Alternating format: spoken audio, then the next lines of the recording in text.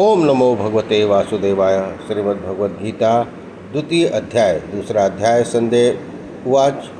संजय बोले, उस प्रकार करुणा से व्याप्त और आंसुओं से पूर्ण तथा व्याकुल नेत्रों वाले शोकयुक्त उस अर्जुन के प्रति भगवान मधुसूदन ने यह वचन कहा। श्री भगवान उवाच। भगवान बोले, हे अर्जुन, तुझे इस असमय में यह मोह किस हेतु से प्राप्त हुआ? क्योंकि न तो यह श्रेष्ठ पुरुषों द्वारा आचरित है, न स्वर्ग को देने वाला है, न कीर्ति को करने वाला ही है। इसलिए हे अर्जुन, नपुंसकता को मत प्राप्त हो, तुझ में यह उचित नहीं जान पड़ती। हे परंतप हृदय की तुच्छ दुर्बलता को त्याग कर युद्ध के लिए खड़ा हो जा। अर्जुन बोले, हे मधुसूदन, मैं रणभूमि में किस प्रकार बाणों से भीष्म पितामह और द्रोणाचार्य के विरुद्ध लड़ूंगा? क्योंकि हे हरिसूदन, वे दोनों ही पूजनीय हैं। इसलिए इन महानुभाव गुरुजनों को न मारकर मैं इस लोक में भिक्षा का अन्न भी खाना कल्याणकारक समझता हूँ। क्योंकि गुरुजनों को मारकर भी इस लोक में रुधिर से सने हुए अर्थ और कामरूप भोगों को ही तो भोगूंगा। हम यह भी नहीं जानते कि हमारे लिए युद्ध करना या न करना, इन दोनों में से कौन सा श्रेष्ठ है, अथवा यह भी नहीं जानते कि उन्हें हम जीतेंगे या हमको वो जीतेंगे। और जिनको मारकर हम जीना भी नहीं चाहते, वे भी हमारे आत्मीय धृतराष्ट्र के पुत्र हमारे मुकाबले में खड़े हैं। इसलिए कायरता रूप दोष से उपहत हुए स्वभाव वाला तथा धर्म के विषय में मोहित चित्त हुआ मैं आपसे पूछता हूँ कि जो साधन निश्चित कल्याणकारक हो वह मेरे लिए कहिए। क्योंकि मैं आपका शिष्य हूँ, इसलिए आपके शरण हुए मुझको शिक्षा दीजिए। क्योंकि भूमि में निष्कंटक धान्य संपन्न राज्य को और देवताओं के स्वामीपन से ने को प्राप्त होकर भी मैं उस उपाय को नहीं देखता हूँ जो मेरी इंद्रियों के सुखाने वाले शोक को दूर कर सके। संजय बोले, हे राजन, निद्रा को जीतने वाले अर्जुन अंतर्यामी श्री कृष्ण महाराज के प्रति इस प्रकार कहकर फिर श्री गोविंद भगवान से युद्ध नहीं करूँगा यह स्पष्ट कर चुप हो गए। हे बरसवती धृतराष्ट्र, अंतर्यामी श्री कृष्ण महाराज दोनों सेनाओं के बीच में शोक करते हुए उस अर्जुन को हंसते हुए यह वचन बोले। भगवान बोले, हे अर्जुन, तू न शोक करने योग्य मनुष्य के लिए शोक करता है, न पंडितों के से वचनों को कहता है, परंतु जिनके प्राण चले गए हैं उनके लिए और जिनके प्राण नहीं गए हैं उनके लिए भी पंडित जन शोक नहीं करते। न तो ऐसा ही है कि मैं किसी काल में नहीं था, तू नहीं था, अथवा ये राजलोग नहीं थे। ये ऐसा नहीं है कि इससे आगे हम सब नहीं रहेंगे। जैसे जीवन की इस देह में बालकपन, जवानी, वृद्धावस्था होती है, वैसे ही अन्य शरीर की प्राप्ति होती है। उस विषय में धीर पुरुष मोहित नहीं होता।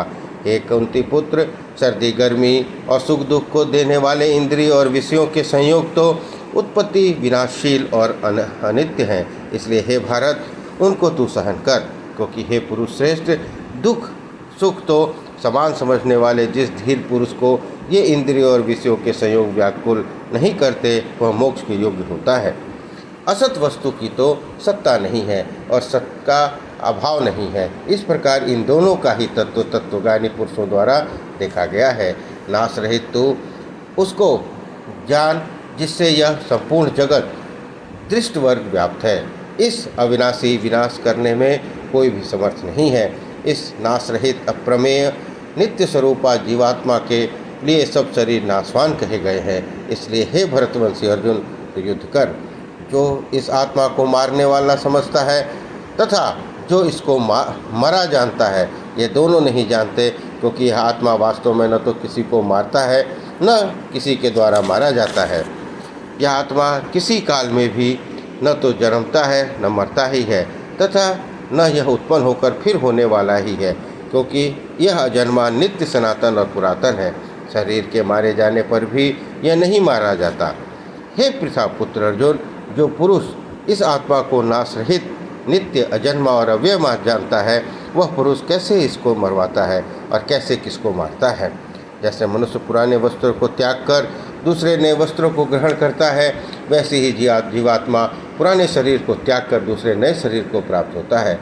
इस आत्मा को शस्त्र नहीं काट सकते, इसको आग नहीं जला सकती, इसको जल नहीं गला सकता, न वायु ही सुखा सकता है, क्योंकि आत्मा अच्छेद्य है। यह आत्मा अदाह्य, अक्लेद और निस्संदेह अशोष्य है तथा यह आत्मा नित्य, सर्वव्यापी, अचल, स्थिर रहने वाला और सनातन है। यह आत्मा अव्यक्त है, यह आत्मा अचिंत्य है और यह आत्मा विकार रहित कहा जाता है। इससे हे अर्जुन, इस आत्मा को प्रयुक्त प्रकार से जानकर तू शोक करने को योग्य नहीं है, अर्थात तुझे शोक करना उचित नहीं है। किंतु यदि तू इस आत्मा को सदा जन्मने वाला, सदा मरने वाला मानता है, तो भी ये महाबाहो, तो इस प्रकार शोक करने के योग्य नहीं है, क्योंकि इस मान्यता के अनुसार जन्मे हुए की मृत्यु निश्चित है और मरे हुए का जन्म निश्चित है।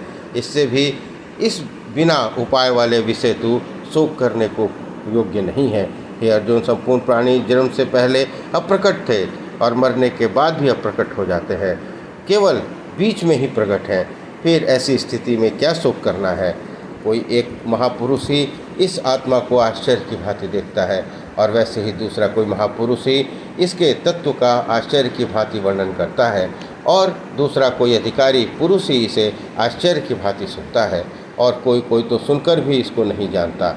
हे अर्जुन, यह आत्मा सबके शरीरों में सदा ही अवध्य है, जिसका कोई वध नहीं कर सकता है। इस कारण संपूर्ण प्राणियों के लिए तू शोक करने के योग्य नहीं है तथा अपने धर्म को देखकर भी तू भय करने योग्य नहीं है, अर्थात तुझे यह भय नहीं करना चाहिए, क्योंकि क्षत्रिय के लिए धर्मयुक्त युद्ध से बढ़कर दूसरा कोई कल्याणकारी कर्तव्य नहीं है। हे पार्थ, अपने आप प्राप्त हुए और खुले हुए स्वर्ग के द्वार रूप इस प्रकार के युद्ध को भाग्यवान क्षत्रिय लोग ही पाते हैं। किंतु यदि तू इस धर्म युक्त युद्ध को नहीं करेगा तो स्वधर्म और कीर्ति को खोकर पाप को प्राप्त होगा तथा सब लोग तेरी बहुत काल तक रहने वाली अपकीर्ति का भी कथन करेंगे और माननीय पुरुषों के लिए अपकीर्ति मरण से भी बढ़कर है और जिसकी दृष्टि में तू पहले बहुत सम्मानित होकर अब लब्धता को प्राप्त होगा। वे महारथी लोग तुझे भय के कारण युद्ध से हटा हुआ मानेंगे। तेरे बैरी लोग तेरे सामर्थ्य की निंदा करते हुए तुझे बहुत से न कहने योग्य वचन भी कहेंगे। उससे अधिक दुख और क्या होगा? या तो तू युद्ध में मारा जाकर स्वर्ग को प्राप्त होगा या संग्राम में जीतकर पृथ्वी का राज्य भोगेगा। इस कारण हे अर्जुन, तू युद्ध के लिए निश्चय करके खड़ा हो जा। जय पराजय, लाभ हानि, सुख दुख को समान समझकर इसके बाद युद्ध के लिए तैयार हो जा। इस प्रकार युद्ध करने से तू पाप को नहीं प्राप्त होगा। हे पार्थ, यह बुद्धि तेरे लिए ज्ञान योग्य के विषय में कही गई है और अब तू इसको कर्म योग के विषय में सुन। जिस बुद्धि से युक्त हुआ तू कर्मों के बंधन को भली भांति त्याग देगा अर्थात सर्वथा नष्ट कर डालेगा। इस कर्म योग में आरंभ का अर्थात बीज का नाश नहीं है और उल्टा फल रूप दोष भी नहीं है, क्योंकि इस कर्मयोग रूप धर्म का थोड़ा सा भी साधन जन्म मृत्यु रूप महान भय से रक्षा कर लेता है। हे अर्जुन, इस कर्मयोग में निश्चयात्मिका बुद्धि एक ही होती है, किंतु स्थिर विचार वाले विवेकहीन सकाम मनुष्यों की बुद्धियाँ निश्चय ही बहुत भेदों वाली और अनंत होती है। हे अर्जुन, जो भोगों में तन्मय हो रहे हैं, जो कर्मफल के प्रशंसक देव वाक्यों में ही प्रति रखते हैं, जिनकी बुद्धि में स्वर्ग ही परम प्राप्य वस्तु है और जो स्वर्ग से बढ़कर दूसरी कोई वस्तु नहीं है, ऐसा कहने वाले हैं, वे अविवेकी जन इस प्रकार जिस पुष्पित अर्थात दिखाऊ शोभायुक्त वाणी को कहा करते हैं, जो कि जन्म रूप कर्मफल देने वाली एवं भोग तथा ऐश्वर्य की प्राप्ति के लिए नाना प्रकार की बहुत सी क्रियाओं का वर्णन करने वाली है, उस वाणी द्वारा जिनका चित्त हर लिया गया है, जो भोग और ऐश्वर्य में अत्यंत आसक्त हैं, उन पुरुषों की परमात्मा में निश्चयात्मा की बुद्धि नहीं होती। हे अर्जुन, वेद उपयुक्त प्रकार से तीनों गुणों के कार्य रूप समस्त भोगों और उनके साधनों का प्रतिपादन करने वाले हैं, इसलिए तो उन भोगों एवं उनके साधनों में आसक्तिहीन हर सुख आदि द्वंद्वों से रहित नित्य वस्तु परमात्मा में स्थित योग क्षेम को न चाहने वाला और स्वाधीन अंतःकरण वाला हो। सब ओर से परिपूर्ण जलाशय से प्राप्त हो जाने पर छोटे जलाशयों में मनुष्य का जितना प्रयोजन रहता है, ब्रह्म को तत्व से जानने वाले ब्राह्मण का समस्त वेदों में उतना ही प्रयोजन रह जाता है। तेरा कर्म करने में ही अधिकार है, इसके फल में कभी नहीं। इसलिए तू कर्मों के फल का हेतु मत हो और तेरे कर्म में न करने में ही आसक्ति न हो। हे धनंजय, तू आसक्ति को त्याग कर तथा सिद्धि और असिद्धि के समान बुद्धि वाला होकर योग में स्थित हुआ कर्तव्य कर्मों को कर। समत्व ही योग कहलाता है। इस समत्व रूप बुद्धि योग से सकाम कर्म अत्यंत ही निम्न श्रेणी का है। इसलिए हे धनंजय, तू समबुद्धि से ही रक्षा का उपाय ढूंढ अर्थात बुद्धि योग का ही आश्रय ग्रहण कर, क्योंकि फल के हेतु बनने वाला अत्यंत दीन है। समबुद्धि युक्त पुरुष पुण्य और पाप दोनों की इसी लोक में त्याग देता है, अर्थात उनसे मुक्त हो जाता है। इससे तू समत्व रूप योग में लग जा। यह समत्व रूप योग ही कर्मों में कुशलता है, अर्थात कर्म बंधन से छूटने का उपाय है, क्योंकि समबुद्धि से युक्त ज्ञानी जन कर्मों से उत्पन्न होने वाले फल को त्याग कर जन्म रूप बंधन से मुक्त हो निर्विकार परम पद को प्राप्त हो जाते हैं। इस काल में तेरी बुद्धि मोह रूप दलदल को भलीभांति पार कर जाएगी। उसमें तू सुने हुए और सुनने में आने इस श्लोक और परलोक संबंधी सभी भोगों से वैराग्य को प्राप्त हो जाएगा। भलीभांति के वचनों को सुनने से विचलित हुई तेरी बुद्धि जब परमात्मा में अचल और स्थिर ठहर जाएगी, तब तू योग को प्राप्त हो जाएगा, अर्थात तेरा परमात्मा से नित्य संयोग हो जाएगा। अर्जुन बोले, हे केशव, समाधि में स्थित परमात्मा को प्राप्त हुए स्थिर बुद्धि पुरुष का क्या लक्षण है? वह स्थिर बुद्धि पुरुष कैसे बोलता है, कैसे बैठता है और कैसे चलता है? भगवान बोले, हे अर्जुन, जिस काल में यह पुरुष मन में स्थित संपूर्ण कामनाओं को भली भांति त्याग देता है और आत्मा में ही संतुष्ट रहता है, उस काल को यह स्थित प्रज्ञ कहा जाता है। सुखों की प्राप्ति होने पर जिसके मन में द्वेग नहीं होता, सुखों की प्राप्ति में जो सर्वथा निष्प्रिय है और जिसके राग भय और क्रोध नष्ट हो गए हैं, ऐसा मुनि स्थिर बुद्धि कहलाता है। जो पुरुष सर्वत्र स्नेह रहित हुआ उस शुभ या अशुभ वस्तु को प्राप्त होकर न प्रसन्न होता है न द्वेष रखता है, उसकी बुद्धि स्थिर है। और कछुआ सब ओर से अपने अंगों को जैसे समेट लेता है, वैसे ही जब यह पुरुष इंद्रियों के विषय में इंद्रियों को सब प्रकार से हटा लेता है, तब उसकी बुद्धि स्थिर है, ऐसा समझना चाहिए। इंद्रियों के द्वारा विषयों को ग्रहण न करने वाले पुरुष के भी केवल विषय को निवृत्त हो जाते हैं, परंतु उसमें रहने वाली आसक्ति निवृत्त नहीं होती। इस स्थित प्रज्ञ पुरुष की तो आसक्ति भी परमात्मा का साक्षात्कार करके निवृत्त हो जाती है। ये अर्जुन, आसक्ति का नाश न होने के कारण ये प्रमथन स्वभाव वाली इंद्रियां यत्न करते हुए बुद्धिमान पुरुष के मन को भी बलात्कार से सह लेती हैं। इसलिए साधक को चाहिए कि वह उन संपूर्ण इंद्रियों को वश में करके समाहित चित्त हुआ मेरे परायण होकर ध्यान में बैठे, क्योंकि जिस पुरुष की इंद्रियां वश में होती हैं उसी की बुद्धि स्थिर होती है। विषयों का चिंतन करने वाले पुरुष की उन विषयों में आसक्ति हो जाती है। आसक्ति से उन विषयों की कामना उत्पन्न होती है और कामना में विघ्न पड़ने से क्रोध उत्पन्न होता है। क्रोध से अत्यंत मूढ़ भाव उत्पन्न हो जाता है। मूढ़ भाव से स्मृति भ्रम हो जाती है। स्मृति में भ्रम हो जाने से बुद्धि अर्थात ज्ञान शक्ति का नाश हो जाता है और बुद्धि का नाश हो जाने से वह पुरुष अपनी स्थिति से गिर जाता है। परंतु अपने अधीन किए हुए अंतःकरण वाला साधक अपने वश में ही की हुई राग द्वेष से रहित इंद्रियों द्वारा विषयों में विचरण करता हुआ अंतःकरण की प्रसन्नता को प्राप्त होता है। अंतःकरण की प्रसन्नता होने पर इसके संपूर्ण दुखों का अभाव हो जाता है और उस प्रसन्नचित्त वाले कर्मयोगी की बुद्धि शीघ्र ही सब ओर से हटकर एक परमात्मा में ही भली भांति स्थिर हो जाती है।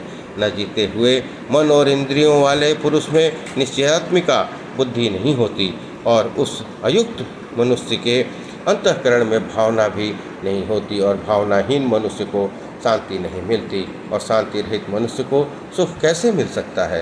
क्योंकि जब जल में चलने वाली नाव को वायु हर लेती है, वैसे ही विषयों में विचरती हुई इंद्रियों में से मन जिस इंद्रिय के साथ रहता है, वह एक ही इंद्रिय इस अयुक्त पुरुष की बुद्धि को हर लेती है। इसलिए हे महाबाहो, जिस पुरुष की इंद्रियों के विषय से सब प्रकार निग्रह की हुई हैं, उसी की बुद्धि स्थिर है।